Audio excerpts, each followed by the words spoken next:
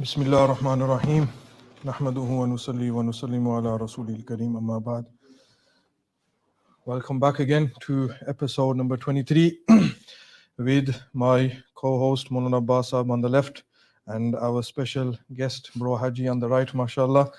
As always, before we get into this, inshallah, viewers are requested to share this link, inshallah, especially with the topic at hand. I believe it's and both friends here will agree as well that it's a very important topic, very important discussion as well. Share with your friends and families, and also share with those individuals who are slightly confused on this issue as well. Inshallah, hopefully, through the discussion that we will have today, many people's confusions will be clarified, and hopefully, inshallah, there will be many results that we will see, inshallah, within our communities of this free mixing issue or agenda.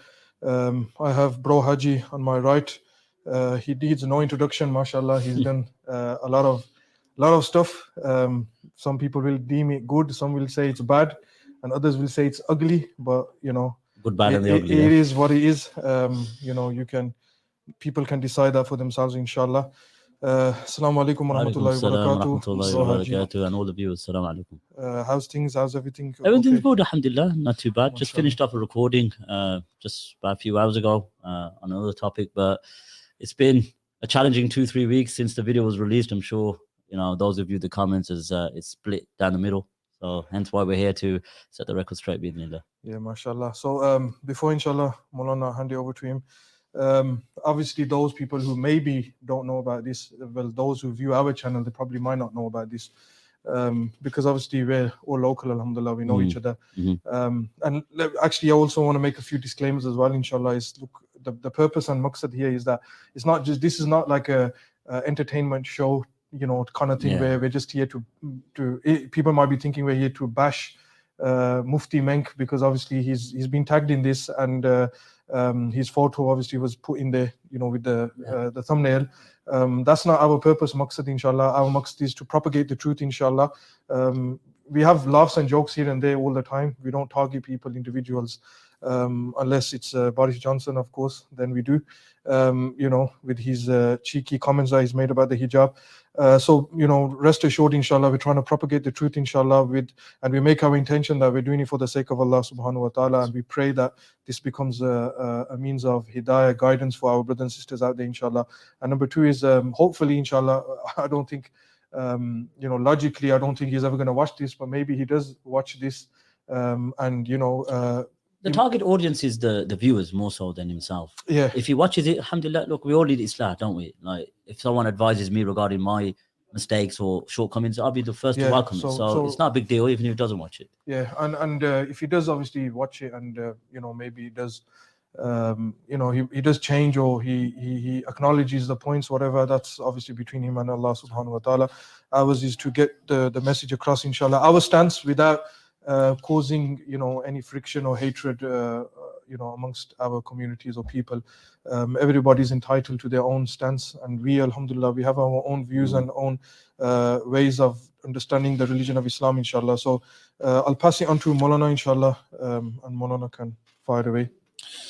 So mashallah, we've given a little intro to the Bro Haji, or the rebel, if you want to call him, the infamous Bro Haji.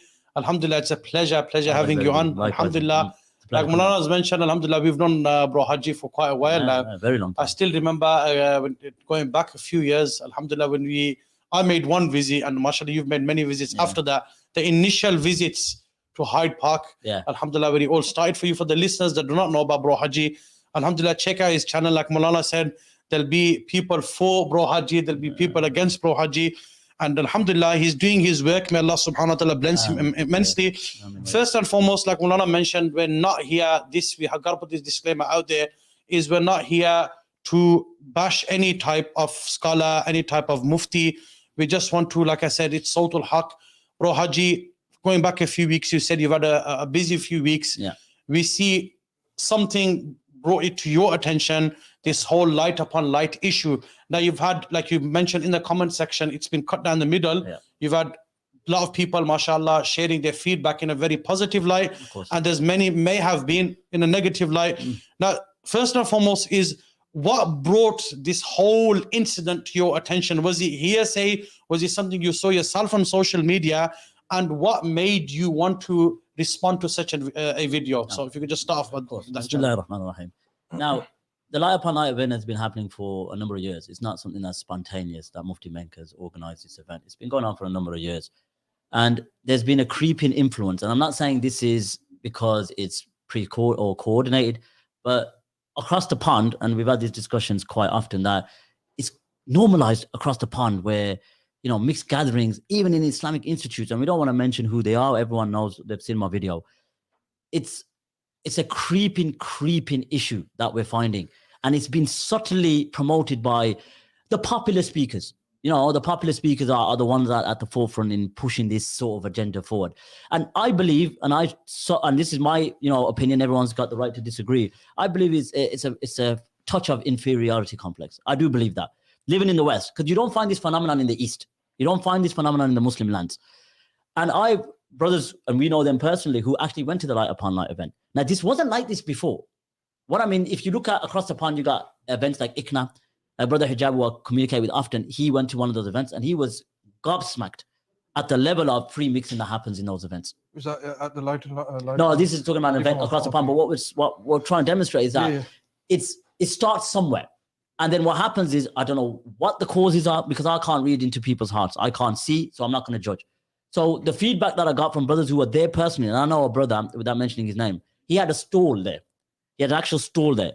And he had to pack up his stall due to the level of free mixing. And what happened there, he can bear testimony as to what was going on.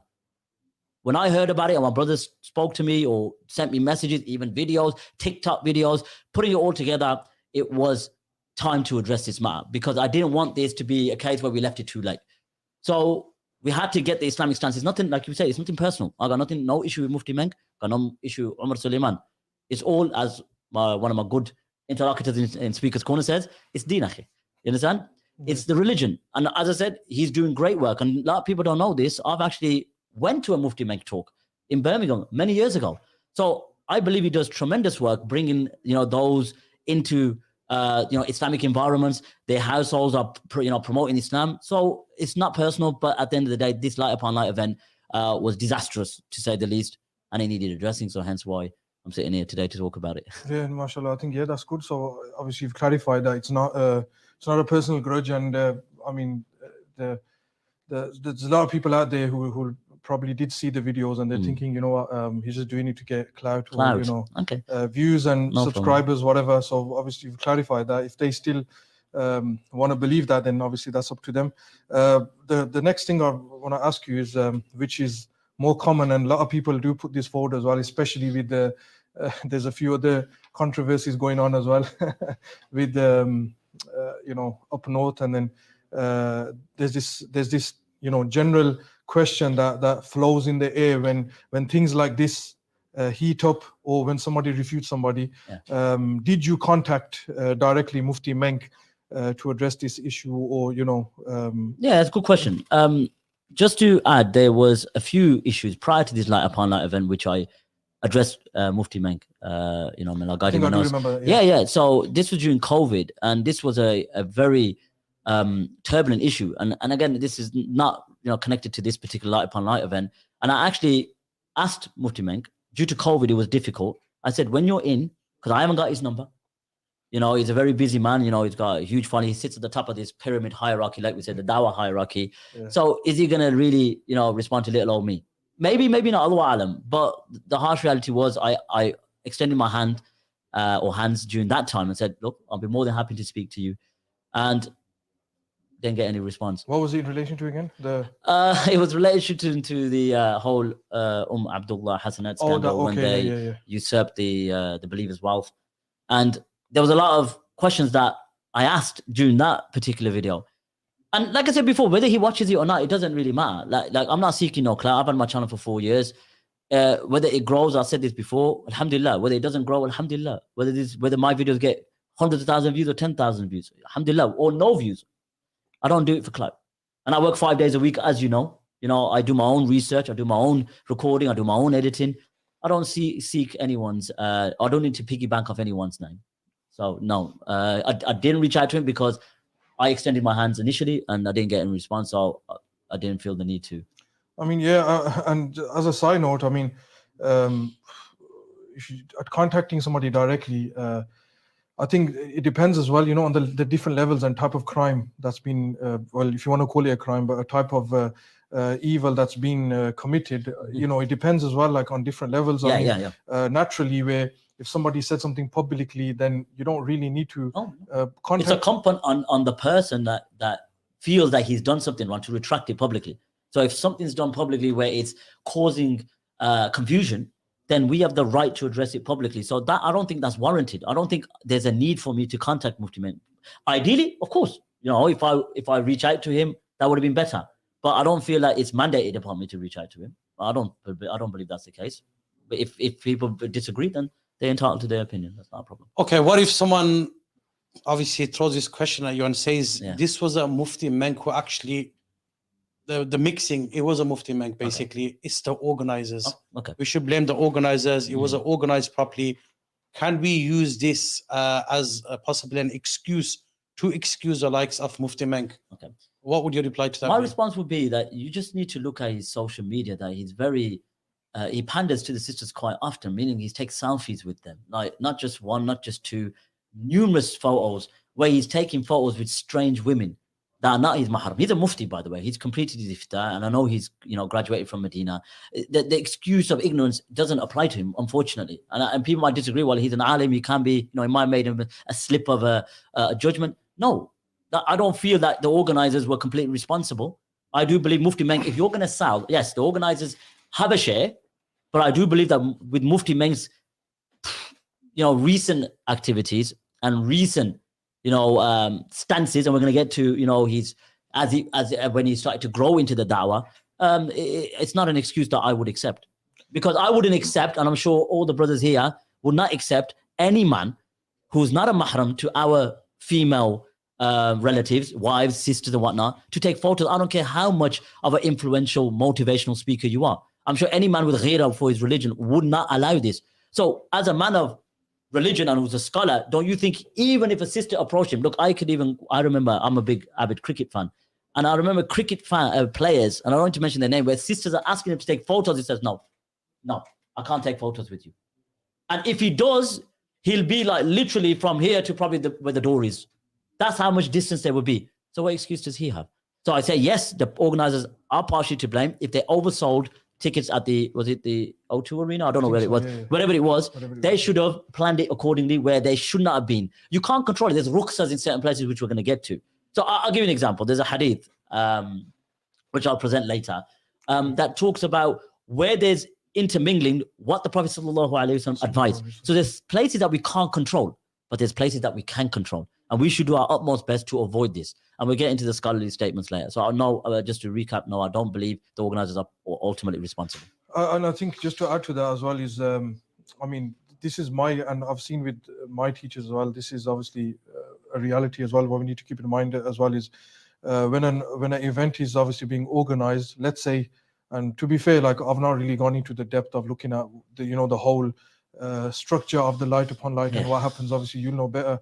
But I think as obviously ulama and those who are the leading figureheads, they need to have that concern of making sure everything needs to be in place. That's my personal exactly. That's my personal stance. Well, my best ability, where if there's an event an event that's been organized either by me directly or by somebody else, through somebody else, whatever, I'm gonna make sure that let's make sure that Islamically everything is in place, because at the end of the day, we're trying to propagate the deen of Allah. It's not about fulfilling our desires or fulfilling that to make everybody else happy.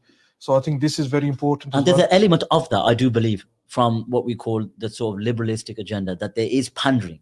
There is trying to overplease the masses, and you'll see, as you said the videos before, you'll see there's a drastic change. Why is that? Why are Islamic principles and guidelines being ignored or laxed or even compromised? you understand? And that's the issue. And me calling this out, we have to enjoin the good and forbid the evil. This is like Imam al-Ghazali said in the Ihya, this is a qutb ad-din. This is like the structure of the religion, to enjoin the good and forbid the evil. So just because I haven't got millions of followers, that means I don't have a place to say, no, I don't believe that's the case. And I believe anyone that has the ability to, who has a voice, should voice their concern. I don't care how much how popular you are or how much followers you got across your social media platform. So, Bro Haji, would you say like, is there too much of commanding the good and very less of forbidding the evil? As you said, like when you mentioned, doesn't matter the level of your following. It brings us back to the verses which we've heard many times and we've shared many times. أعوذ بالله من الشيطان الرجيم كنتم خير أمة أخرجت للناس تأمرون بالمعروف وتنهون عن المنكر وتؤمنون بالله. So there's two things mentioned here. So there's commanding the good and forbidding the evil. Now, would you say from your experience on social media, is it just commanding good, or is there an element, especially amongst the big shuyukh, the big muftis out there, is there just commanding good, or would you say there's this concept of forbidding evil as well? It's considerably disproportionate. I do believe that commanding the good is important, but likewise forbidding the evil as well. So there's another verse that we were quoting before, that Allah enjoins us that we should enjoin that calling to I think so it comes together. Yes. You see, so we can't separate the two. They're the ones who are successful. So why is it that you're just trying to have this one-sided approach where it's just enjoying the good but not commanding the evil as well? I do believe that there is inconsistency, and I do believe that yes, the likes of Mufti Menk and Umar Sulaiman and whatnot, they are targeting those who are not so practicing. I get that, and you don't want to be too harsh, you don't want to be too stern, because you might turn them away. But the harsh reality is those whose principles are in order. Imagine if they've got their principles in order, because they see the likes of Mufti Menk and Umar Sulaiman with their motivational speeches, they lower the bar a bit. And then they go along on that level where they believe, you know what, it's fine. You know what? Just enjoying the good. And the term which is commonly used, haram police. The haram police are here. But we got Hisbah. We've got this rich tradition about forbidding the evil, about like stopping evil comes before to bringing about goodness. So no, like I said, I agree with you that there's a clear disproportionate targeting the enjoying the good, but overlooking forbidding the evil. No, sorry, just I know you. Before you move on to your next question, there's obviously another verse that comes from my mind. Ud'u ila sabili rabbika bil hikmah. Now, so what if someone used the hikmah card, which Maulana doesn't like using very often, but I'm just playing the devil's advocate here. If someone says, look, okay, we see a lot of people are far from the likes of Mufti Menk, and which he has, in all fairness, he has brought a large number of 100%. People towards this direction. I agree. If they say Mufti Menk is using wisdom here now, and you said obviously there'll be those people, there'll be those individuals whose bar is quite high, and when they see the likes of Umar Sulaiman or Mufti Menk, what they're doing is they're lowering the bar. How about for those people, imagine they do start forbidding evil, that these people, it turns those individuals, where do we draw the line? Then basically you should double check your iman if you believe that forbidding the evil would sort of turn you away from the religion, because the muharramat, Allah subhanahu wa ta'ala has made them haram for a reason. Now, free mixing, which we're going to get to, is a issue more commonly living in the 21st century, where people now have kind of like believe it's a non-issue. And this opens the doors to all fitna. Because of what? Because of the popular speakers. They're promoting this. So when they see them, they'll turn around and say, well, who is Maulana Skandar? Who is Maulana Abbas? Who is Bro Haji? Mufti Menk? Look at them. They have these sort of, gatherings. Who are you to speak? So what happens then? Then you're compared, and your voice is going to be drowned, and you're not going to have the power. Even if you're quoting Quranic ayat, even if you're quoting ahadith and aqwal of ulama. Why? Because of the popular speakers, because of their attachment to them, it's going to be drowned. I've actually experienced this, and I've mentioned this. It's true. It's valid. I've experienced this from, you could say, certain scholars who've actually, they don't have an issue with mixing with women, sitting down with women, interacting with women, talking to women, and at times you can't even use Quranic verses to prove your stance. Yeah, and we know who that person was. He goes, I think one of them said, and we don't need to mention names, if you start to use Quran and Sunnah in your marriage, consider your marriage, and I'm paraphrasing, consider your marriage, you know what I'm talking about, consider your marriage to be on the rocks. So using the primary sources of our religion, which is basically the the backbone of our religion, which the Quran and the Sunnah is, quoting that becomes problematic. Now, quoting Quran and Sunnah, let's just give you one example where one can pose the argument, well, what about, marketplaces? What about going to shopping? Yeah, that's the typical. You've just jumped 5 bullet points. No, but I'm saying. I was getting there. Oh, you getting there? So I'm already. No, go with the flow. Go with the flow. Oh, he got kashf. Yeah, ilham. Kashf al-hatif. MashaAllah. Abra iPhone. So there's a riwayah and. Can admin put it up there? Yeah, so admin, if you don't mind, number one. So this is the Sharaf Sunan Abi Dawud, Aun al-Ma'bud by Azim Abadi.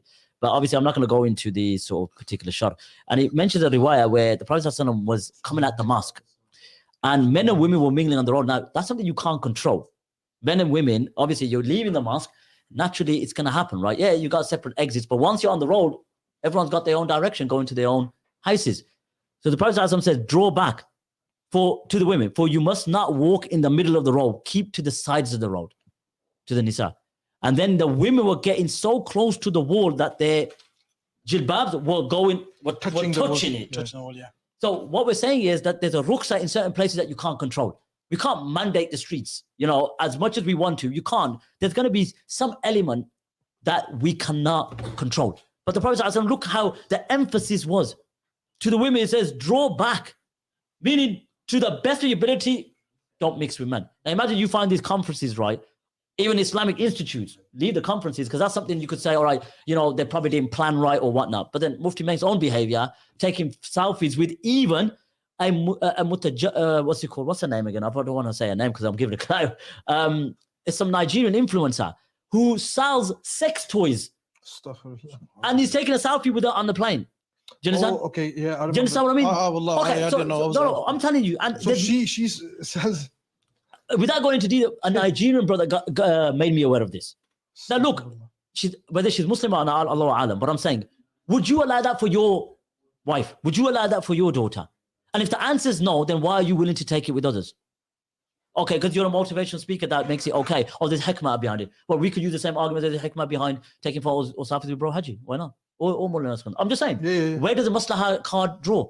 I think it's over abused, with all due respect. So this hadith is clear that there has to be emphasis and there has to be some sort of enjoying the good and forbidding the evil in this matter. Otherwise, the doors will be open, and then once you open those doors, it will be difficult to close. To add to what he said as well is, I remember there was a thing I was reading.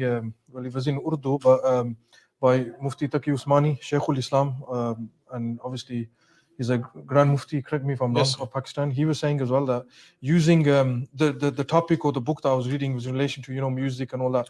But he said a very powerful point, which I'm just going to add to what you're saying, is that he said using negative means to reach a positive end. He said it's impermissible. And then he went to the extent of even saying, and the example that I gave Maulana is that it was quite good. He said, look, drawing the picture of the Prophet ﷺ, do it in the best manner, where he's so beautiful and, all that. But he said, because it's a negative means, obviously the positive end is that if we draw a nice, and this is what Christians did in the day. Jesus is plastered all over the walls in the churches. You understand? That he's there, long hair, blue eyes, the blonde hair. So the thing is, they've done that, and then Mufti Taqi Usmani said that even if we were to do that, and we know that hundreds and thousands of people will embrace Islam, because this is mamnu, this is not allowed. He said we can't. And you can't even use the principle which is known, which is ad-daruratu tubih al-mahdurat. That necessity permits prohibition. There's no necessity for you to have a fully blown conference. I'm saying necessity, of course, is good. We're not negative. We're not trying to block the avenue of da'wah. What we're saying is that at the expense of what? At the expense of what are you gonna allow clear muharramat, clear aspects of Islamic guidelines being transgressed? Where do you draw the line? Do you understand? So I'll present another hadith, because this is going to be reference based, and I think it's good, because we don't want to speak about what I feel or what my opinion is, because at the end of the day they're going to say, well, why is your opinion more valued than mine? Because then the maslahah card can be thrown, can't they? Imam Shatibi in his al-Muwafaqat, we know the maqasid of the Sharia, but when there's clear nas in place, we can't then override what's clear, textually proven, then say, well, the objective is this, and that's the maslahah card, which is, I think it's been imported from across the pond. I do believe that. And you notice all of them rub shoulders Define, with each brother other. Haji, just for the audience, across the pond. If you could just define across the pond. Not the pond in Wooden Park. No, that pond's going to dry up soon. Across the pond meaning North the Sea America. of Galilee or anything No, like that. yeah. So across the pond, brother. Yeah, contrary to what Imran Khan, Imran saying Imran Khan because it is in the news.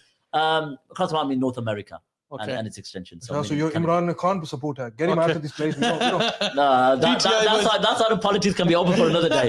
Otherwise, we'll be here till about 2-3. We've got to probably get the opposition breaking our windows if we have that. But yeah, so that across the pond meaning North America and its extensions. And I know brothers, and we know them as well, that they're saying that what you're experiencing here in terms of like they're opening the door a bit and it's creeping in. It's actually normative over there. It's normal. I had a brother from where was it? Washington, Seattle, and one of the brothers in the sitting there. He was speaking to me for like an hour on the phone. On the phone, oh, right, okay. He got my number through a few brothers we know, on various groups. Literally saying, Haji, you're feeling just like 5% of it. And look at your reaction. We see this every day. And when we call this out, then we're labeled X, Y, and Z. Another thing, I just remembered another thing. I was speaking to another alim, and he was saying, I mean, like obviously you mentioned that. He was saying to me that basically he was narrating the story, and he said I couldn't believe it until they've narrated it. Yeah. And what he said was a few brothers from Tablighi Jamaat, they went to America. I think it was it Houston where Daniel Hakikaju is? I think it was Texas or Texas, one of Dallas, from Texas. Dallas, isn't it? Somewhere there. It went there, and he goes that he stood up. The brothers they do 6 points after Fajr, and he was saying he stood up, and after doing the 6 points. He goes, the brothers get up to shake your hand, because they're foreigners, isn't it? So he's come and they're shaking their hands, and he goes, he's narrating this story to this alim who was telling me this, what's it called? I can't release his name obviously because I think he's too hot. So maybe he's too hot or I'm too hot. So basically what he was saying was, listen to this. He goes that basically after the brothers met him, the sisters were there. They were all in one place, like probably slightly a bit further from where the brothers were, and the sisters got up and they came forward and they were going to kiss him on the cheeks and hug him, and he goes I said, look, stop, get back in the States. In the States. And he goes that basically you're the first, this is what he was saying, and this is the alim is telling me, and he's not somebody who's just gonna make up the story. No. He goes they turned around and said, you're the first person to refuse our muhabbat and our love that we do. You're the first scholar, or well, you can't call him scholar, but first da'i to actually refuse this. Wow. And then he went on to a few other issues. So like when he was telling me this, he goes, I couldn't believe it, but that's how normally is. See what we're saying, it all connects. So imagine if the sister was saying you're the first one to refuse an actual, like what they say, it's a greeting as such, or if not, like when you're leaving, imagine the state in America, how big it is. And look at the popular speakers there. It's only a matter of time before it's gonna be uncontrollable. And I had to put in my video you watched where they were giving a speech, one of the institutes. I think one of them graduated from Bury, in fact, and they were just like literally forget the toy box which I put up. They were literally right next to each other. But see, the Maslahah card comes out again. Now, bring in another riwayah, because again, it's all got to go back to the Nas, right? Admin. So we got the shot of Imam Nawawi under the hadith, narrated by Abi Hurairah radhiyallahu anhu, قال رسول الله صلى الله عليه وسلم خير الصفوف الرجال أولها. Okay, so the best rows for the men are the front rows. وشرها آخرها, and the worst of them are the back rows. So for the women now, and the best rows for the women are the last rows, and the worst of them are the front rows. Now Imam Nawawi is explaining this now, and to summarize, he's talking about the fada'il of those, and you've got it in front of you as well. But with the key point is where he mentions, he says that the reason why the best rows for the women who are in attendance, obviously in terms of with the rijal, are to be away from them so that they don't mix with them. And look what it says, and to also not see them. So you see what I'm saying? Not to mix with them, but also not to look at them. So what we're talking about, imagine pecks on the cheek. That's a far thing now, isn't it? Not to mix with them and to see them, but they're going up close and personal. So that's clear enough there. Well, Imam Nawawi is probably 8th century or 7th, but he's medieval. We're modernistic, we're liberalistic. Subhanallah, this has happened before. There was actually a question once that was posed on one of the groups. Again, no name is mentioned, and the same thing. why are we taking fatwas from people from a medieval? And this was only 1800s. I'm not surprised. And what it is, subhanAllah, we've heard. Why are you taking fatwas from? Why are we taking fatwas? And this was referring to the scholars of Deoband, the Akabir of Deoband. Why are we taking fatwas from the medieval times now? I think that's not even medieval. Exactly. No. That's past medieval. You know what I'm trying to say? So contemporary. Exactly. I was absolutely flabbergasted, and subhanAllah, I was shocked. And I thought to myself, when we leave the rope of the ulama, and the ulama from Khairul Qurun, and subhanAllah, many, and the ones that come after them, and we've heard, Mulana, you've been in the Darul Uloom system, and Bro Haji, alhamdulillah, you've got a lot of affiliation with ulama. I think Darul Uloom in Pakistan, in Jhelum, in one of the name. I know the strict, or should we say not strict? I think we're using that. No. Don't tell us. Don't mention the city, otherwise I'll get lynched.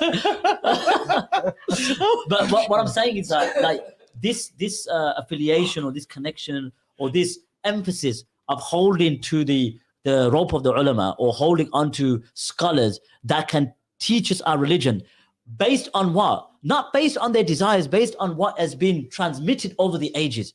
What we're finding now, especially living in the West, and we have to emphasize this because people are going to say, why you keep mentioning the West? Where is this phenomenon taking place? Now they're trying to import this to the East. Let me tell you this. They're trying to import this to the East. I seen a salah in Egypt. Eid salah. Did you watch it? Men and women praying side by side. Subhanallah. Literally right next to each other. Right next to each other. Actually, forget khairu sufuf, akhiruha or awwaluha. This is like jumping like right next to each other. And what about, the hadith of the Prophet ﷺ that draw back and don't mix, but they're playing next to each other. SubhanAllah, we gotta, Bro Haji, Maulana, you've got to understand, like, do you guys think like women are naive? Is it that they're gullible, that they're not naive, they don't understand what a man is? Is this what it is, or do women just want to be part of that? Share your thoughts. My thoughts on this is that I do believe that they value, especially when it comes to the du'at and the mashayikh.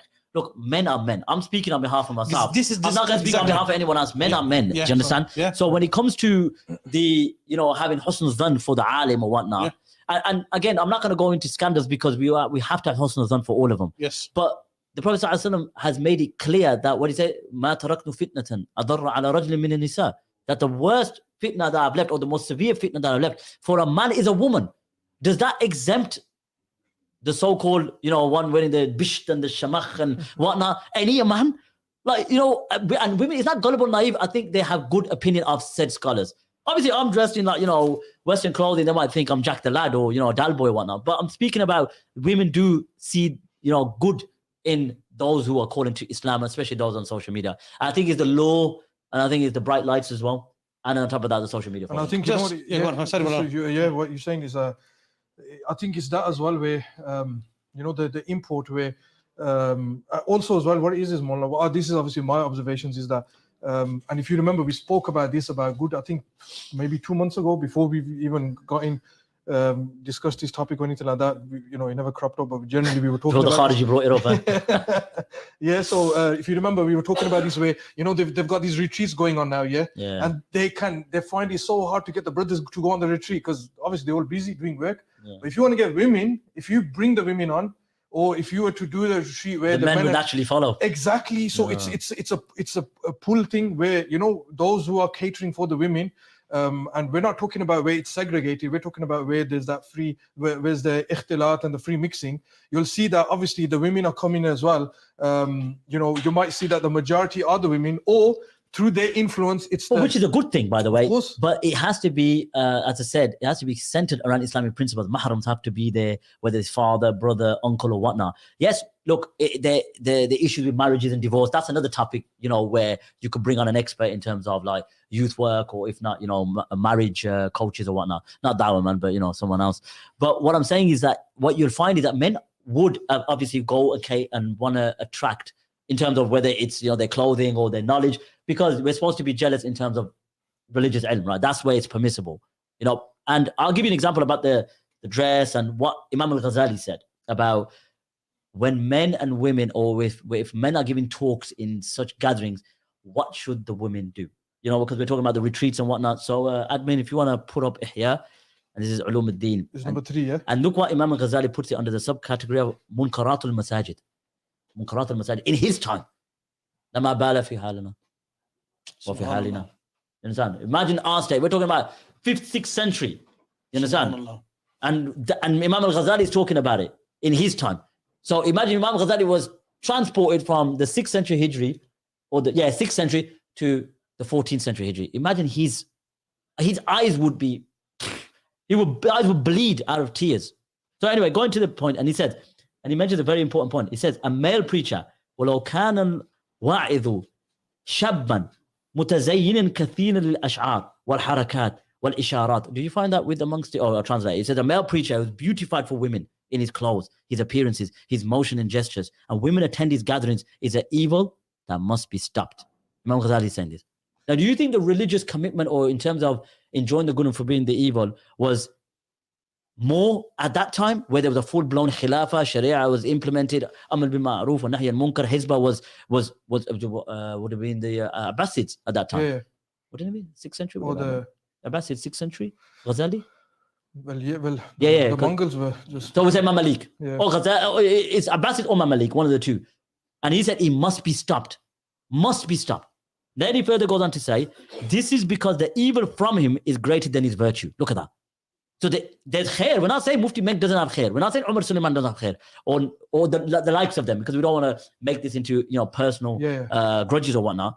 But think about it. When we're saying what we're saying now, are we saying it at the backdrop of what we believe to be incorrect? Or is it based on, first, what we quoted was the Quran, as Maulana said, Kuntum khaira. You are the best of nations and be raised for mankind. Because what? You enjoy the good and forbid the evil. And the other verse, ولا تكن منكم من أمة يدعون إلى الخير ويأمرون بالمعروف. That verse, so we brought Quran, Sunnah, now we bring the aqwal of the ulama. Come on, are we being fair? But then what they're going to call us? The haram police.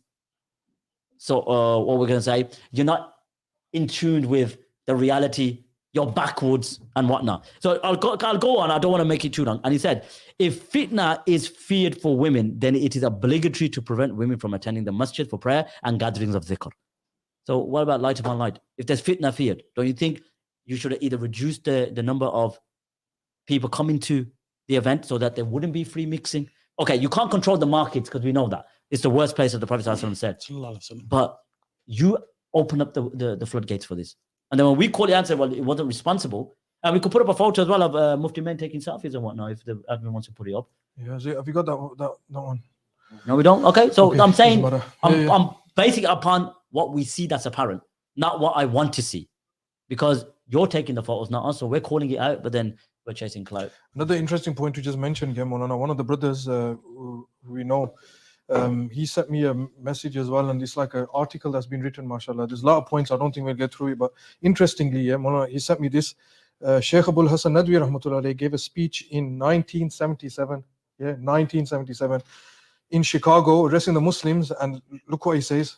I'm just quoting what he said there. This is from a speech that he gave. And now somebody might give an argument, like, well, when we say like, this I think is in the questions as well, where we'll probably get to that as well. Brother, who are you anyway? Who the hell are we anyway? Look at the level and platform he's working on. Okay. Yeah, they're going to say that. Yeah. Look at the level of platform that he's working on.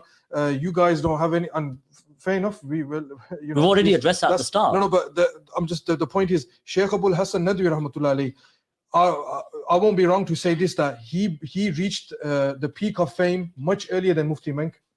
In the sense that when he was at 25 years old, roughly, if I can remember, books are being taught in the Arab world and whatnot. No, but there's that as well. And I remember, because I heard this from my teacher, where they actually said that when he was at a very young, I don't know if it's 25 or it was at that, in his just like early years of graduating, after he was in the Haram, and the Imam of Haram was lecturing, and he goes, Qala Sheikh Abul Hasan. Hafidahullah. Sheikh Abul Hasan says this. And basically, he was like, he was on such a level where the Imams of Haram are quoting his works, and he's at that level. Just to let people know that Sheikh Abul Hasan Nadwi rahmatullah alayhi from the ulama is like, he was known to be doing the dawah in all spheres of life, and the point is that, but he probably was an expert according to some.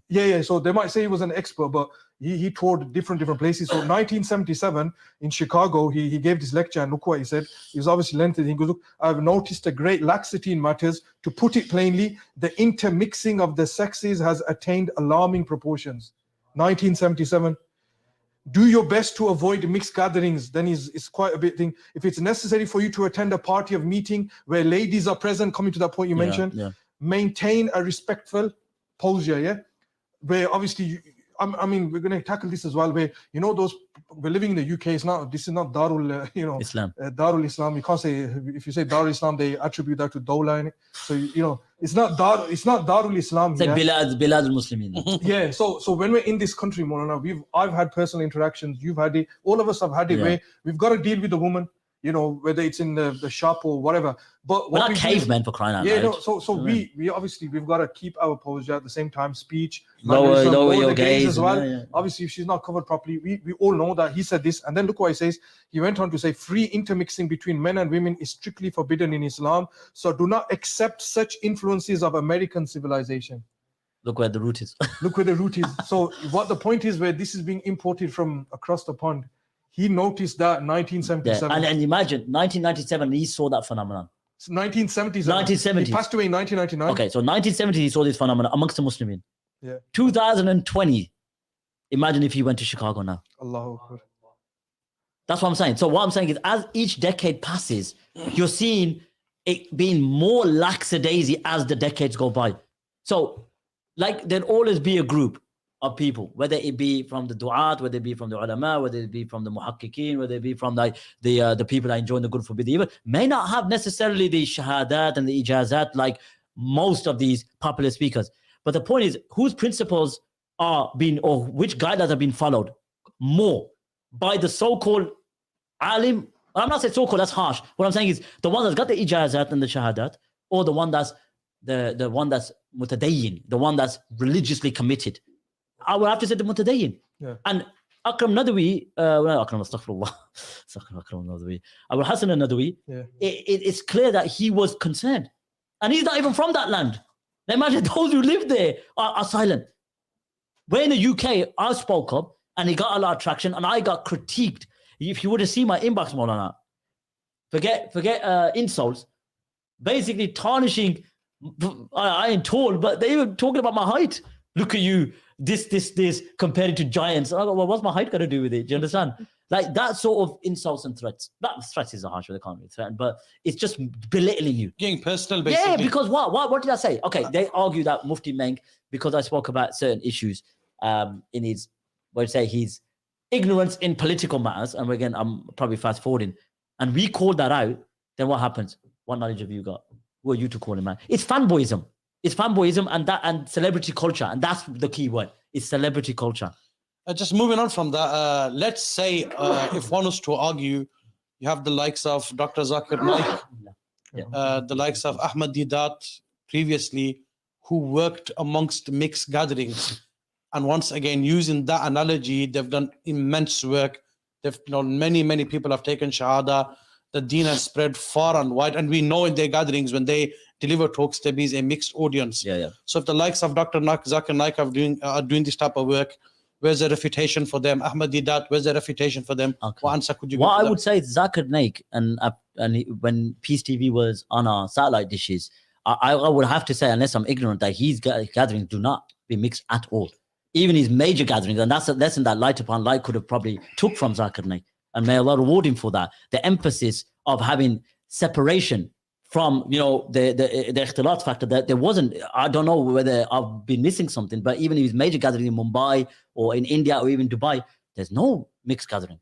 The women at the back, and then he allows the women to ask the questions first. Yes, in terms of the rukhsa now. So you've got a cameraman, you've got the mic man, maybe you'll have to say, sister, here. Okay, but that's one individual for a purpose. We're not talking about just for the sake of free mixing. And Ahmed Didat, again, I can't remember because it's been so long ago. Maybe Ahmed Didat wasn't, he wasn't, I don't think he was an alim as such, but comparative religion. Comparative religion. Yeah. So to hold them to the same standards, I would say that no, Mufti Meng and their likes are known for this. That's what they operate on, this modernistic approach. You can't use that argument for Zakir Naik and Ahmed Didat and their likes. Because like I said, without putting the images on screen, they're known for taking selfies with strange women. You won't find Zakir Naik with any woman taking a photo to the point where, the camera's facing that way and, you know, they're at close proximity. So I would say whoever argues that are not being just, and I don't think they're presenting the facts correctly. I'm sure we've mentioned the point and you have answered this. For those of our speakers or listeners out there, sorry, who are saying bringing them closer to Deen, not trying to break anyone's heart. You know, obviously using these type of slogans, like for example, Mufti Magna, someone's come, some young girl wants to take a selfie with him for the greater good. They say for the greater good. You've answered this. Okay, there's no greater good in these type of actions. Is there? Why? Because there's nas mawjood. Once there's nas, once there's text mawjood, a present meaning, then these texts are universal. We can't twist them for any type of maslaha according to what we think is maslaha. There's a famous principle, la ijtihad ma'an nas. Yeah. Clearness. And adding to that as well is, look, when we look in the hadith of the Prophet as well, like somebody might, like, okay, so if a woman's come to me to take a selfie, now, so the argument would be is that we want to bring them closer to Deen, or get them closer. The thing is, you've got to tell them the truth. And no, but I believe they'll respect you more. Exactly. I believe so. That if you say, look, according to Islam, you know, I'm not allowed to. I respect for you, by the way. So you see many, let's say, celebrities in terms of sportsmen or, you know, whatever they may be. I've seen a clip where their women approach them because they're celebrities. They basically are in a field where they're known around the world, and they don't. They put their hands on their heart. I guarantee you that would have a more positive effect than the one that says, oh, because of the maslahah, the overused maslahah card, the burnt out maslahah card. And that's because they're not sticking by, look, I believe it's inferior complex. They don't have a backbone. They don't stick to principles. And because they use overly cooked, you know, maqasids to suit their, you know, lack of guideline or lack of adherence to the Islamic guidelines. Moving along, there was this, I believe it was a short you shared, I'm sure, because I did watch the video, and then you done a 10-minute clip on I think it was a summarized version you did as well. Okay. So there was, I'm sure it was on your channel, you shared a clip. Yeah. And you've got Mufti Menk, I think he's finished from the event. He's walking out and he has his bodyguards, I believe, walking out with him. And there was some girl. Now you can't see the girl, the age of the girl. Yeah. A girl, as in, it seemed like a teenager from the Wa alaikum salam. I think it was a group of girls. Yeah, it was like a group of girls. Yeah, yeah. It sounded like a group of girls, but obviously you couldn't see them on camera. So they're there. Mufti Menk's walking out now, and he gives salam to these girls. And they're like, Wa alaikum salam. And then he says, are you taking a puff or something? And there's some giggling going on. Now, reaching out to the youngsters once again, could we use the maslaha card here?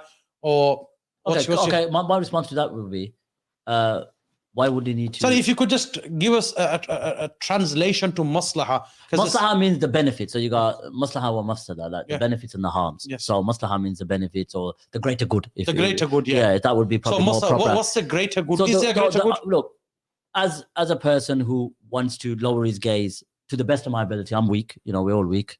I wouldn't, if there were sisters there and they gave me salam, let's put it that way. They gave me salam, I would naturally respond with the Islamic greeting, right? Wa alaikum salam, and that's it. And if they ask me a question within reason, then that would be a conversation where obviously you lower the gaze to the best of your ability.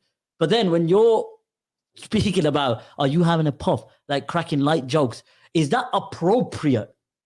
And would he respect that for his own female relatives, no matter who he is? You know, when you say that just no, that's what I'm saying. Destroys everything. No, it is, because what I'm saying is, if you're gonna have that approach, that sort of, you know, calm approach regarding Islamic boundaries, and say, you know what, because we're bringing people in, then where does it stop? Then why can't we? Then let's put it frank. When we have the Eid Salah, you know, for the greater good, women might feel uncomfortable in the back. So why don't we bring them forward? And why don't we have them close to, you know, what I mean is, like, open the floodgates. Why can't women and men enter into enter from the same door? And we got a riwayah. I'll bring it up now if I think it's number. I'm guessing it's Umar radiallahu anhu. Is it one? It's in Bukhari. Yeah. This is from Fath. And he talks about, let me just What number is it? Sa'id al-Khudri. This is hadith number 101. I think it's number 4. Number 4. Is this one here? What's the title? Yeah. Number 4. And he mentioned the Prophet ﷺ, a group of women approached the Prophet ﷺ and said that the men have overpowered us, meaning that they take up too much of your time. So we're talking about the maslahah now, right? This is the Prophet ﷺ. Now, predominantly his male companions will be more, you know, around him and giving him time and whatnot. So, and then the women said, make us a day so we can learn from you. And then the Prophet ﷺ gave him a day exclusively. So the maslaha card now is, I'm just saying, using the argument, the maslaha of the Prophet ﷺ. And remember, the Prophet ﷺ's mosque was only small at that time. So look how the emphasis was where the women weren't even, and I'm saying that we're giving the best possible opportunity. Look, there's women alimas, we know, al-Darda and others like Aisha. We're not saying women are refrain from having or prohibited from having education. But like, what's the key word? Guidelines. Sharia. Ikhtilat is mamnu, is muharram, is manhi, is prohibited, is not allowed. So the maslaha card, again, where do we draw the line? Let's allow everything. And another interesting point, Maulana, is that which a lot of people don't seem to understand is, this whole concept of, like we said, look, if Sheikh Abul Hasan Nadwi spoke about in 1977, yeah, then from there you've got, many years, then you had the war on terror, then you have the prevent strategy as well, then you had the British values, then you've got all these other things. If you notice now, Rohaji and Maulana, is that if you don't have free mixing, yeah, or if I advocate for the prohibition of ikhtilat, free mixing, it's come to a point where you will be labeled as an extremist. Yeah. You'll be labeled as an extremist, where it's unfortunate to say that it's these types of people who've come about and they've actually done more damage to us, because they've helped and assisted the non-Muslims in their propaganda of saying, look, those who require that there should be segregation. These types of people, we can't value them and we can't have them in our societies, because look, we all work, right? All the believers work. There is an element where we can't control, but you have to be, well-mannered, civil, respectable, honorable. So we're not saying that there's going to be occasions where, you're not going to have this particular approach, or you're going to be faced with this particular issue. Of course, we're not saying, oh, you know what, put your head down or put a cloak over your head or whatnot. We're saying there's a means, there's ways, especially in Islamic institutes or Islamic conferences, where we have to control it, and it has to be emphasized that this doesn't be left alone. I mean, it just goes to show, like obviously living in England, like you said, we're not living in the cave. Yeah, we're not cavemen. We go to shopping, we go to the shopping malls. We go out to eat, whatever it is. We take the family out. We go to family events, whatever. Let's say if all these events we go to, they're not segregated, they're always mixed. And let's say the Islamic ones are also mixed as well. So it's just going to cause greater confusion. Does this make sense to you? And our voices might not be the most popular one. It won't be. Yeah, it's not. It's not going to be popular. And we have to expect backlash. We're going to have to expect taunts. We have to expect, opposition. But the point here is, when we're getting these backlash, don't you think that the ones responsible for creating this normative position are the ones that we're calling out?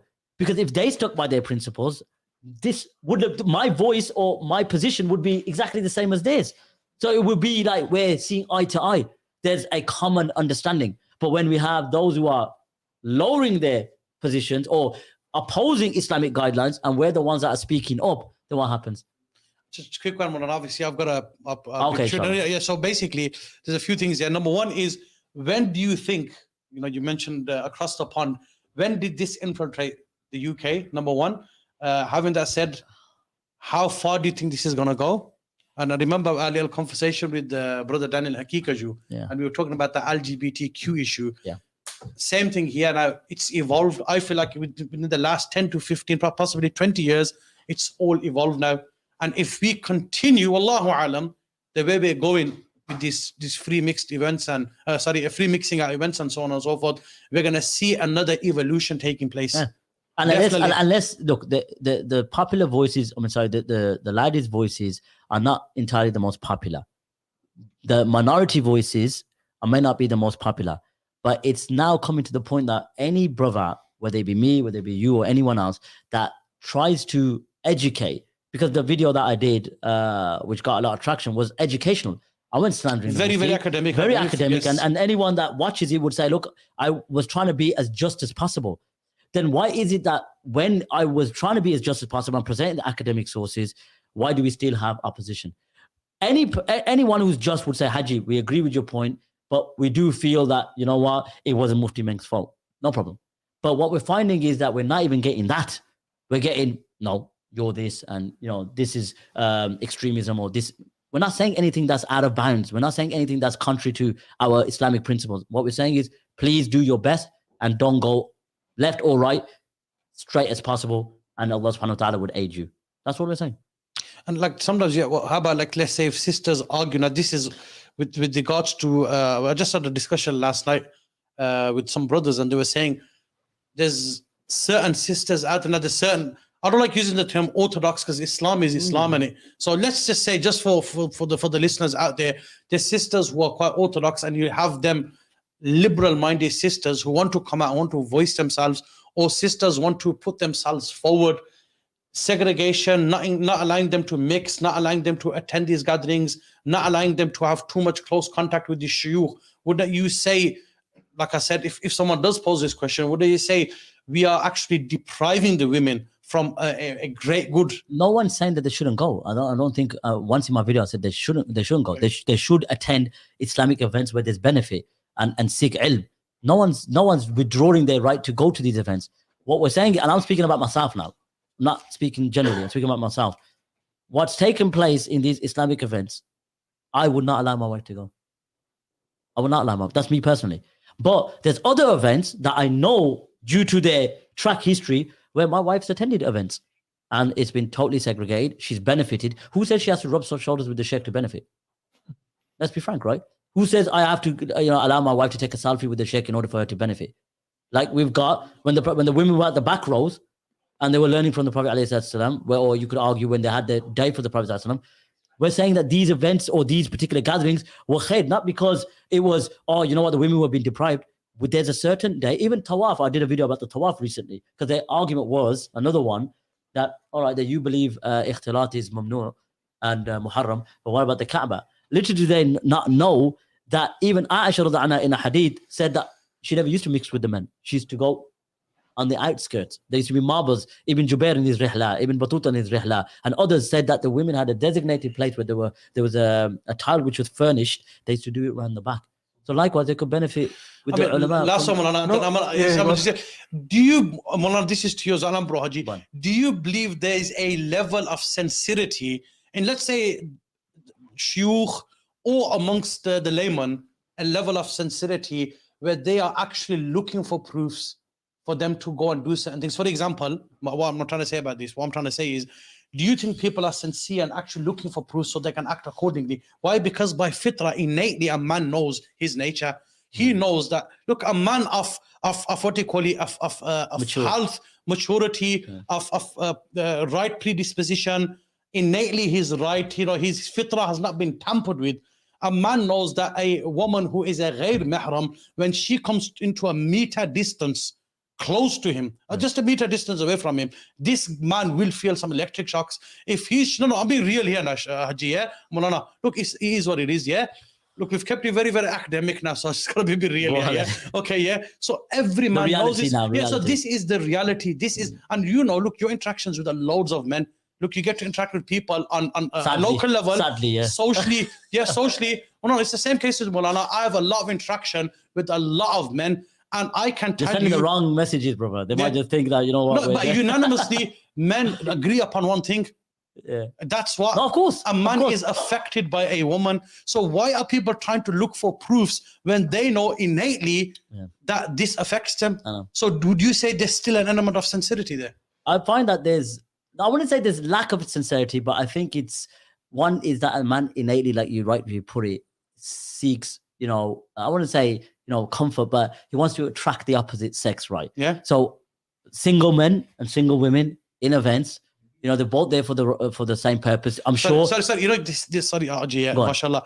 I would term you as single, even the married ones, if anything. Okay, 2, 3, or 4. This just a little dalil for that, yeah. I was doing dars on idda. Okay. Why a woman waiting period? Waiting period. والذين توفون منكم ويذرون أزواجا يتربصن بأنفسهن 4 أشهر و10.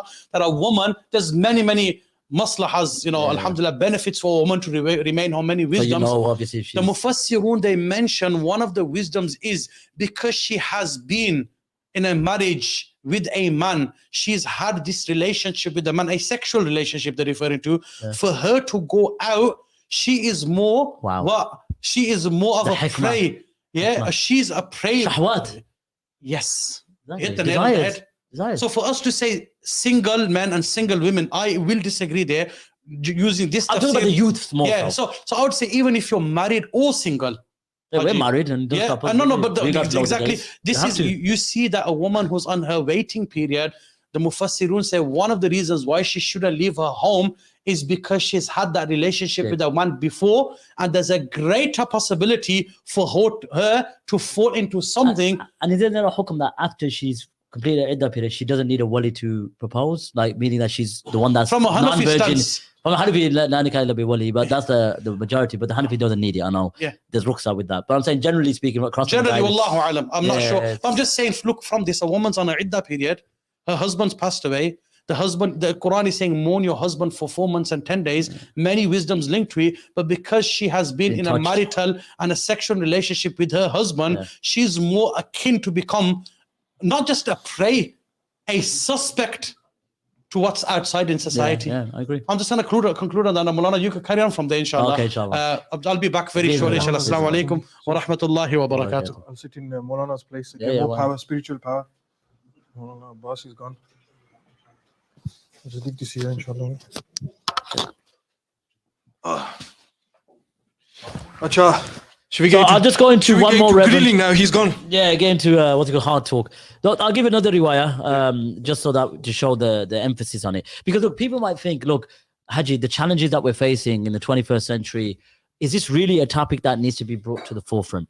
And part of me would agree with them, but at the same time, do we have the right to speak about matters where we believe that Islamic principles and guidelines are being overlooked? I'm just saying, I agree. Those who are, arguing that, Haji, look, all right, we get it. It wasn't as bad as you're making it out to be. That's fine. I'm not saying that you got no right to voice your opinion, but we also have the right. Like people might use sadud dhara'i, like blocking the means. Like okay, we're not even saying that. We're saying stop. The prevention is better than cure. Do your bit, and at the end of the day, when you get called out, don't argue and don't say, look, who is he? We're more popular and whatnot. That's all we're saying. Yeah, to add to what Maulana was saying as well, there's actually a narration, we're talking about, obviously, men are men and women are women. There's a hadith in Bukhari, Abdullah bin Abbas radiallahu anhu says that Kan al-Fadl radiallahu an, the uncle of the Prophet ﷺ, he was sitting behind the Prophet ﷺ, and a woman from the Khath'am tribe came, and what happened was she obviously came to ask the Prophet ﷺ a question in relation to her father. It's a narration where used Hajj is coming up as well, where she said that, "O Messenger of Allah, can I perform Hajj on behalf of my father, because he can't even sit on a camel, he's very old." Okay. Now that's not the issue that we want to talk here. The interesting part is here. Look, Fadl radiallahu anhu yanduru ilayha wa tanduru ilayhi. So he's looking at the woman, the woman's looking at him. And the Prophet ﷺ, what did he do? وَجَعَلَ النَّبِيُّ صَلَّى اللَّهُ عَلَيْهِ وَسَلَّمَ يَصْرِفُ وَجْهَ الْفَضْلِ إِلَى الشِّقِّ الْآخَرِ. The Messenger of Allah turned his face towards the other side. Now, look, the thing is... And look what they're talking about, Hajj. And then you're in the company of the Prophet ﷺ. People come out with the argument of saying, like, he's pious or this, that. Why is he going to be... The Prophet ﷺ, what company could be more blessed than being in the company of the Prophet ﷺ? And look at the example. Yeah, and he's turned his face away, and there's commentary on this as well. But the interesting point is that they say, look, just as it's binding for the man, obviously for the man to turn his face away, in other narrations actually say that the commentators say that the Messenger of Allah was teaching the woman as well through Fadl, that you turn your face away and then automatically she's going to turn and look the other way. You understand? Beautiful. So the point that people are saying, what we're saying is, even if they look, for example, what we're saying is, we're saying, okay, if you interact, try to sort of reduce the gazes to the best of your ability. Sometimes you have to interact where you have to look. But what we're saying is, look how Islam keeps it civil, without any influence or any, like you say, shahwa, like we were talking about earlier, where desires can kick in, and then naturally what happens is, if one inclines towards the other, one puts more of an emphasis, and then naturally men would always be the one that pushes it further. But look, the Prophet turned his face away. Look, it's beautiful. What are we saying? We're saying avoid this, avoid these free mixing in like the marketplaces, in your conferences, reduce it to the bare minimum. But no, they'll say there was barriers when they were praying. And obviously that was one of the arguments that they had. They go, there was there's a proper barrier between men and women during the actual event, but there was certain occasions where they couldn't control. Well, that's what people say, but the reality on the ground was a lot different. Okay, I think the next one would be should we carry on with the evidence? Yeah, so I'll just put one up. It's number 5, is it? Yeah, number 5 now. So basically it's Sunnah Abi Dawood where Ibn Umar قال قال رسول الله صلى الله عليه وسلم. He says لو تركنا هذا الباب للنساء. So he goes, shall we not leave this door for the women? So they had a separate entry. And قال نافع, who was a student of Ibn Umar, فلم يدخل منه ابن عمر حتى مات. That Ibn Umar did not enter that door until he died. So look at the emphasis on it. And remember, the Prophet's mosque was very small. It was only extended, just as you could say, after Uthman and Umar bin Abdul Aziz, but the Prophet's mosque was very small. But yet, look, that door was just left for the women. And Ibn Umar did not enter that door until he died. So what we're showing you is the emphasis. If we want to keep to that or abide by that, then why are we getting slated or attacked or, if not worse, slandered for being clout chasers and whatnot? You understand? So I understand. Yeah, I mean, it's not even mentioned there anything as well about Dhurura as well. He never entered simply till he passed away. The Prophet said, leave this bab for the women. And then, as we know, when the Prophet used to sit after the Salat, and I think it was Ibn Shihab, Tariq bin Shihab, says the reason why the Prophet sat for a long time is because he didn't want men and women to mix. What are we saying? We're not saying anything other than, look, let's just have this as our sort of modus operandi. This is how you should be. Don't sway. Don't move left or right. Keep to this.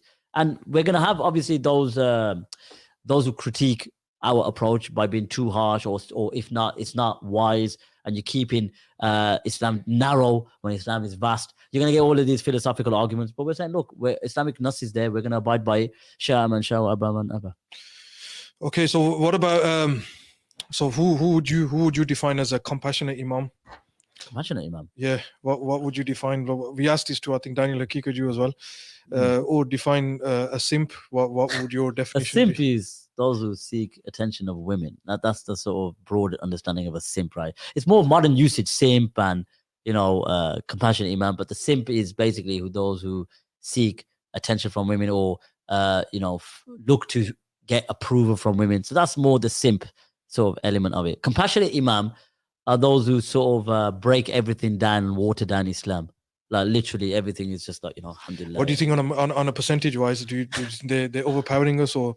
No, they're making Islam look like a shill of its glorious past. I don't believe there's any khair or fa'ida or maslaha in this approach.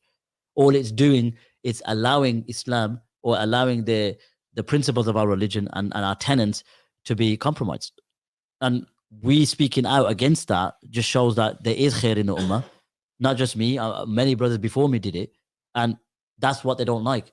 They don't like, look, I'll be honest, and I'm saying this generally, and I've had certain interactions. There's a sense of narcissism amongst some, not all. Like, who are you to tell me? Who are you to refute me? Or who are you to put out videos against me? Like, there's a certain amount of arrogance involved. And I've got videos where, we'll watch later, which we've come across where it's seeping through.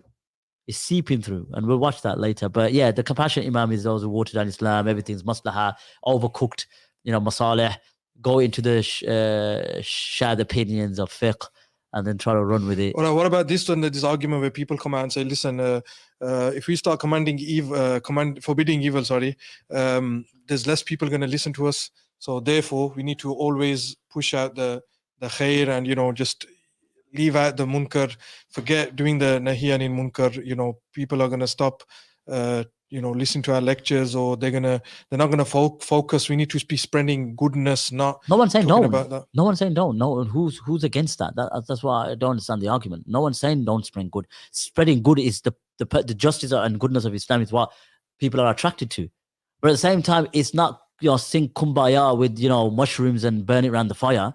We have a, and even amongst non-Muslims, even the likes of, let's not use the controversial Andrew Tate, even Tommy Robinson, he's saying that. And even people who are coming out of prison saying, look, Muslims they stick to their principles. And this is what we respect about them.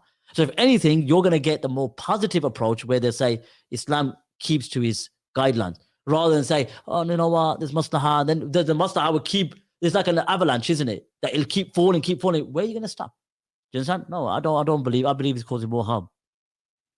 All right. What about in relation to his political stance as well? Obviously, you spoke about how obviously you well, I wouldn't say refuted, but you highlighted the issue on the Zionist, where he sat down. Do you think because recently as well, I don't think we get time to play that clip, but I've actually heard where the clip that was sent where he says that, look, the da'wah that we're doing, he said, the da'wah that I'm doing or the da'wah that we do, not people, we're experts in this. Can we put that? Can we get that up? I think admin got that video. Yeah, play that, because I think people need to see that. It is prohibited for us to attend a function where haram is going to happen, even if it is the nikah of your own father or brother or son or sister or uncle or aunt. You will not attend in order not to be from amongst those who have made shaitan happy when someone is supposed to be celebrating half of their iman. And it is about... Yeah. Is it off, yeah? Yeah, so I think, play this one then. The way where we're saying that commanding good, forbidding evil. You were mentioning that there's a clip of, I think you can talk about that, then we'll play that which one? The wedding one or the other one? No, where he just, he's talking about weddings. Okay, yeah. So there's a clip where I think he looks a lot younger. Don't play yet, just wait when he says. Yeah, so it seems that he's a lot younger, from his face, that he's speaking about the wedding gatherings and the walima. And he's highlighting that how it's so mixed, and why is it that, and even if it's your father's wedding, I think he argued that even if it's your father, we don't attend and whatnot. So if you're using that mafsada approach, then what about your own conferences where there's a potential mafsada a lot greater than 100, 200 people attending the gathering? If that's me being generous, you probably might be less. What's happened? Why have your stances changed? So let's put it up and let's see. Yeah, play the video then, inshallah. It is prohibited for us to attend a function where haram is going to happen, even if it is the nikah of your own father or brother or son or sister or uncle or aunt. You will not attend in order not to be from amongst those who have made shaitan happy when someone is supposed to be celebrating half of their iman. And it is about time the ulama of this ummah decide to abstain and boycott all those functions of walima where there is a mixed gathering. Let us not attend where there is a small cubicle in the corner only for ulama. Are the ulama the only males of the ummah just because they have beards and the rest of them are females? May Allah protect us all. No.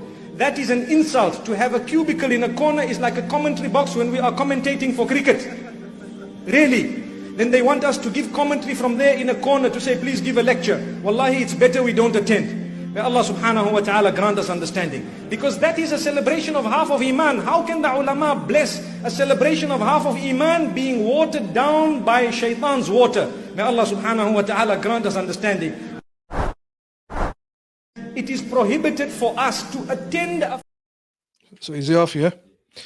So so in that clip that was played, he looks very young. And I mean, I personally, look, I'll be honest with you, I don't really watch Mufti Menk's clips, so I'm not really a Mufti Menk fan, to be fair. And by saying that, that doesn't mean a lot of people are. Yeah, a lot of people are, but he's not my cup of tea, to be fair. But on that clip, when I watched that, I was actually impressed that, you know what, this is the type that, I mean. But what's wrong with that? I don't understand. Like, why would that be so controversial, what you just said?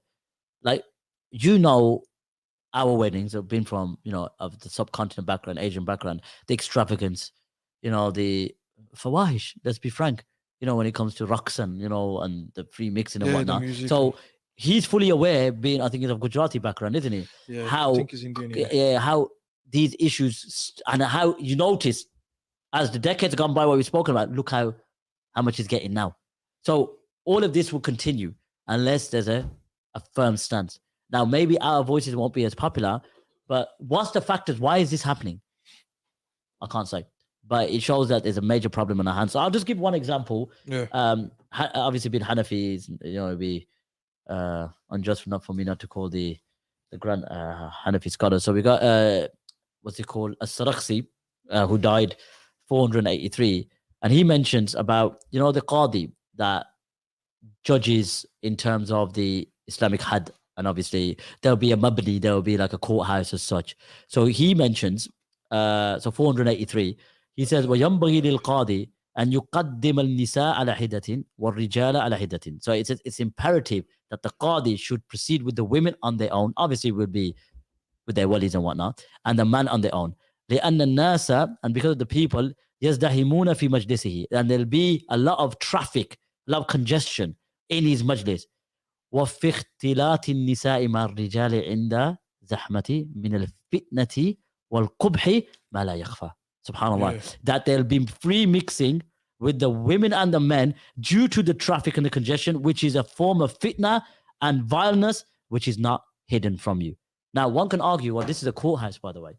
It should be allowed. It should be. Why? Because they're going to present their cases to the qadi, and the qadi will adjudicate based on or the information that's presented, and him adjudicating by the Quran and the Sunnah and according to the usul of the madhab. Obviously, being Hanafi, it'll be that madhab. So, what's the issue? It just shows, look at their strong objection or the strong stance of not having free mixing. SubhanAllah. Now we'll go to another one. Ibn al-Qayyim al-Jawziyah in his Turuq al-Hukamiyya, and it's talking about the siyasa al-shar'iyya. He's talking about, subhanallah al-azim, very, very pertinent. I don't know whether it's got it up. Number 11, yeah? Is it number 11? Yeah, it's number 11. Check your phone. I think it's number 11. Yeah. Is it Faslun wa min Zalika? Yeah, that one, yeah. So, number 11, you got it, yeah? Okay, alhamdulillah. So, Ibn al-Qayyim, subhanallah al-azim, mentions in Fasl, وَمِنْ ذَلِكَ أَنَّ وَلِيَ الْأَمْرِ يَجِبُ عَلَيْهِ أَنْ يَمْنَعَ الاختلاط الرِّجَالِ بِالنِّسَاءِ فِي الْأَسْوَاقِ وَالْفُرُجِ وَمَجَامِعِ الرِّجَالِ. Look at that. So, the subcategory of the Wali al-Amr, meaning the leader, should, it's imperative that he should stop free mixing to the best of their ability. Yeah. Not completely, because you can't. How are you supposed to stop? But look at the emphasis. That's what we're saying from the classical scholars. But the medieval, remember, they're not going to be, their voice ain't going to be heard. Then what did he say? He said that Umar bin Khattab radiallahu anhu, I think that's in number 12 now, isn't it? Is that number 12? Let's see. Number 12? I think I'm losing it now. Hold on. Getting the quote up. The numbers. Yeah, number 12. Number 12, where it's got yeah, that's the one. That's the one. So the Ibn Khattab, he says what? That Umar bin Khattab radiallahu anhu, he used to stop mixing in what? The marketplaces, right? He used to stop it or prohibit it. Is that what he says? Because I've lost the quote now. Yeah, وقد منع أمير المؤمنين عمر الخطاب رضي الله عنه النساء من مشي في الطريق الرجال, meaning walking in the places of the rijal. واختلاط بهم في الطريق, and mixing with them in the street. I'm saying, look what we're presenting. Also, another point I've just remembered is that when Umar radiallahu anhu, the Mujahideen, when they would go out in the battles, he would go out to the women whose husbands have gone out, and he actually mentioned that he wouldn't obviously go inside, even though he could have, and nobody would have a doubt on why, because he's Amirul Mu'mineen, but he would actually wait outside the door and then say to them, do you need anything? And then they would send their the slaves, and then they would go. Any man with a ghira, right? Any man with ghira would not oppose this. Exactly. This is what I'm saying. You know, like haram for you and halal for me. Like what I mean is in terms of the approach. This is the natural instinct of a Muslim is to honor and protect his women folk. What we're saying is, and I want for my brothers and sisters, for others. Exactly. Yeah. So when we find this approach and this kind of like this opposition, or just naturally just want to oppose us for the sake of it, why are you opposing us on? Where's your mabadi'? Like, where's your principles? Why are you opposing us on? Is it because this inferiority complex has kicked in, where you just can't speak up? And just carry on this, just to end off what Ibn al-Qayyim says. He says, لا ريب أن تمكين النساء من اختلاطهن بالرجال أصل كل. This is number 13, yeah? Number 13, sorry. Okay, yeah, number 13. Number 13, I'll get that in there. Is that up? Yeah. So Ibn al-Qayyim mentions in his طرق الحكمية, he says ولا ريب أن تمكين النساء من اختلاطهن بالرجال أصل كل بلية وشر. Subhanallah. There is no doubt that the women, tamkeen will be like consolidating, overpowering. What would yeah. And that they're mixing with the men is the foundation of all catastrophes and evil. وهو من أعظم أسباب النزول العقوبات العامة, and it's one of the main reasons why there's punishment across the general masses. Now, what's the saying that if zina becomes prevalent, punishment descends? And this is what the 8th century Hijri, 9th century, you could say, Ibn Qayyim. Then he carries on because كما أنه من أسباب الفساد الأمور العامة والخاصة. even in the general sense and in the private sense. Isn't this Ibn Qayyim speaking about our reality? Yeah. I'm not saying that wherever people go with that intention. What I'm saying is it's blocking the door, isn't it? Of course. So when we call this out, why are we being critiqued? And then he carries on. والاختلاط الرجال بالنساء سبب لكثير الفواحش والزنا. And it's true. Even to the point like, look, now we got Snapchat, we got all these avenues. What happens thereafter?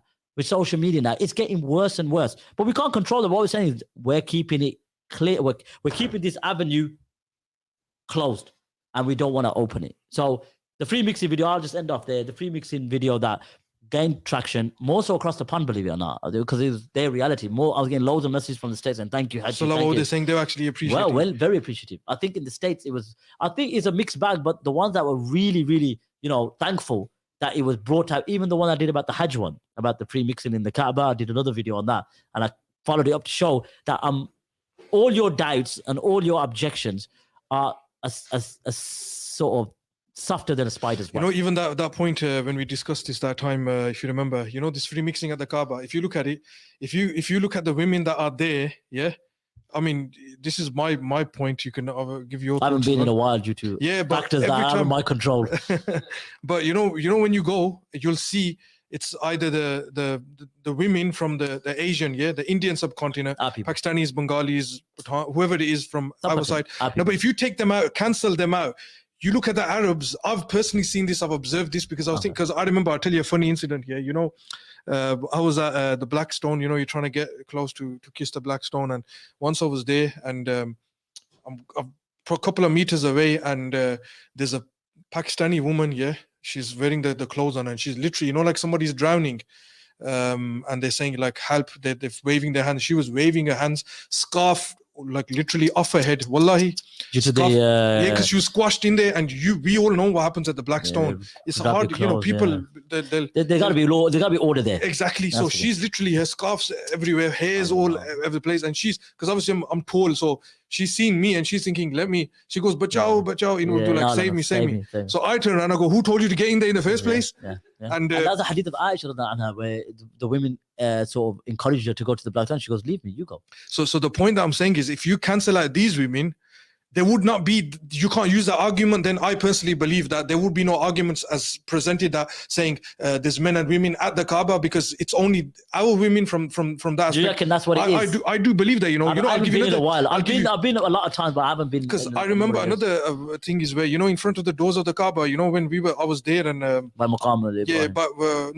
past literally where the doors are.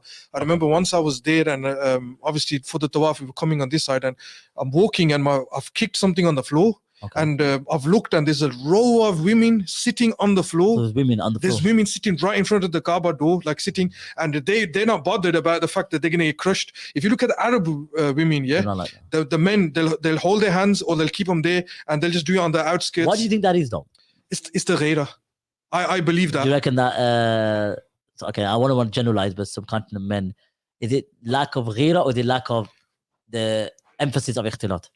Or could it be a mixture? I think it's them 2 points where the lack of ikhtilat, the emphasis of the emphasis. I mean, look, there was another point I was saying to the brothers. I don't know if it was where when I just recently come back from Turkey and went to go and visit the grave of Abu Ayyub al-Ansari and when you're lining up to go and because the day I went was on the Friday, so it was quite busy. Normal days is Jum'ah is special. So as I was lining up to go and recite the Quran and get the do the dua and pay your respects. So I'm waiting in the line, and there's a long queue before of women. Any extremist visitation of the grave is permissible. Not to do no sajda. Yeah, exactly. Not to touch it and So as I'm going there, what I've noticed as well was that I'd say is 95% of the visitors were women. No, I've been there. It's like a small chamber, isn't it? Yeah, it is mixed. And the talk came to my head, subhanAllah, was that, look, when the men are not going to behave like men, and the women are going to behave like men, I mean, realistically, the men should be going visit Abu Ayyub al-Ansari, born in Medina, housed the Prophet. He was 80 years old when he and he's passed away here. We'll go there as well to reflect on his life. Yeah, why he left for Islam. He could have been, he was 80 plus. He could have stayed. he could have stayed at home in Medina. And so there was a lot of women there as well. So I think there's that ignorance, that jahl, as well as the ikhtilat. And another issue as well, which might not be so popular, I believe that these mazar and shrines are an issue. Like you see the fitna that's happening, like, you know, these over extravagant shrines and stuff, and you notice where it's free mixing. We get it. Oh, there's a hadith about the Prophet ﷺ forbidding women to go to graves and stuff. Now there is, you know, some rukhsa in terms of whether, you know, they wear the full hijab and, you know, they're not wailing and they're not, you know, latam and all sorts. But this is another debate altogether. Yeah, but you know, I believe this is something that's a big problem. I'll be honest with you, none of them, they don't adhere to the rules. I'll tell you. They don't. And that's the point I was raising. They don't. Yes, it's Sahabi, and I'm not saying that, you know, one shouldn't visit those remarkable places. We went to Palestine together, and we went to Ubadah bin Samit, and we went to the graveyards and whatnot, because the people left their homes, that they went to spread Islam or propagate Islam and died in Allah's cause. So of course we're going to go visit those places. But what we're finding now in terms of extravagant mazars and whatnot, and this is quite off topic a bit, but that's part of the problem as well, where ignorance, and you said ikhtilat, is happening. Now what would they say? Oh no, you've been a bit too harsh. And you've been they got the footprint of the Prophet ﷺ behind as well, haven't they? Where was that in Abu Ayyub al-Ansari, when you go by the grave, you look behind and there's like 2 footprints. Yeah. And they've got the relics as well. And you see what people are doing, rubbing it, and men and women. You see what I mean? So it goes back to that same argument. Just have an emphasis, do your best. The Walil Amr Ibn al-Qayyim said, and hopefully, inshallah, like I said, there'll be more of a emphasis. I think before we wrap you up, I want to share another point with you. Yeah, this is with the Kitab al-Mughni, Ibn Qudam al-Maqdisi. It's a very powerful point that he's mentioned. This is talking about wuzu, and he's turned around and he goes, ولو كان الماء بمجمع الفساق تخاف المرأة على نفسها منهم. If there is water, obviously if you can't find water, but tayammum, doing tayammum, and if the water is بمجمع الفساق, if it's like located in an area where the sinners, the fasikina, a woman, she needs to obviously get that water to do wuzu. She تخاف المرأة على نفسها, she fears her over herself, فهي عادمته. Then it's basically that we're going to classify that woman that she hasn't found water, so she can do tayammum. And then listen to this. He goes, Imam Ahmad bin Hanbal he done tawaqquf, like he never from explaining, giving the ruling on that. And Ibn Abi Musa rahimahullah, he goes that she would do tayammum. So when water's by the fusaq, by the sinful people, she's going to do tayammum. And then it's actually mentioned as well that there's no need for her to repeat that salah because she's done tayammum. Because the fusaq being in that area, that will be validated. And then وَالصَّحِيحُ أَنَّهَا تَتَيَمَّمْ وَلَا إِعَادَةَ عَلَيْهَا وَجْهًا وَاحِدًا بَلْ لَا يَحِلُّ. And then it says, rather, it's not permissible for her to go to that location, to go and travel to that location to get the water, because لِمَا فِيهِ مِنَ التَّعَرُّضِ لِلزِّنَا, because there's a chance of herself presenting herself to zina. And so if they were so cautious on this, giving her the concession of doing tayammum. I remember wudu with water. What's going to happen there? You're just going to one of the ayatul wudu. Surah Al-Ma'idah. So why can't she travel? It shows the fitna that can arise from those particular gatherings, and that's what we've sort of centered around, right? Our discussion is not centered around just, oh, we're just being harsh. What we're saying is that what we're finding, the phenomenon that we're finding, it needs to be addressed. And I think the videos that have been circulated, they have addressed this matter. And Mufti Mecca, whether he's watched it or not, one thing for sure, that people are going to send him details about it. There's this video, Mufti, or look about free mixing, light upon light. And I know there's some sort of acknowledgement because he released like a 50-second video showing what really happened. Well, it's coincidental, isn't it? Do you understand? What happened there? Okay, fair enough. Was there khair? Of course there was. But you have to accept as well that there was issues which needs to be corrected for the next time. Rather than say, I told you so, what can we do to avoid it? But they take it personally, and obviously the fanboys and fangirls started shouting the loudest. Chalo, I think we'll wrap you up today then. Jazakallah for coming, inshallah. I think we're going to have some future discussions. 100%. There's different topics. I think this is going to be a regular bidnillah. Inshallah. It's going to be some interesting topics. And it might not be popular, but sometimes harsh truths need to be spoken. Definitely. And like that riwayah from Abdullah bin Mas'ud about the jama'ah, وَإِذَا الْجَمَاعَةُ مَا وَافَقَ الْحَقِّ إِنْ كُنْتَ وَحْدَكَ. You understand? Even if you're alone and you speak the truth, you're the Jama'ah. Whatever conforms to the truth, Yeah, then you're that the is the Jama'ah. haq, and that's the Jama'ah, even if you're alone. Even if you're alone. May Allah And give that's us what we the have to tawfiq, remember. inshallah. It doesn't matter how many people. Look, the Anbiya were given, and as per the hadith, that they were giving da'wah to their people.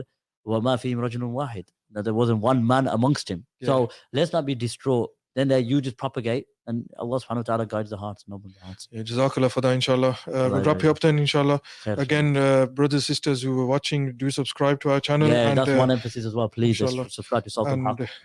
It's a changing podcast, and as the voice of truth goes, we're going to speak nothing but the truth. Yeah, inshallah. And whoever likes it, likes it. Whoever dislikes it, dislikes it. Jazakallah, inshallah. See everyone in the next episode, inshallah. Assalamu alaikum wa rahmatullahi wa barakatuh.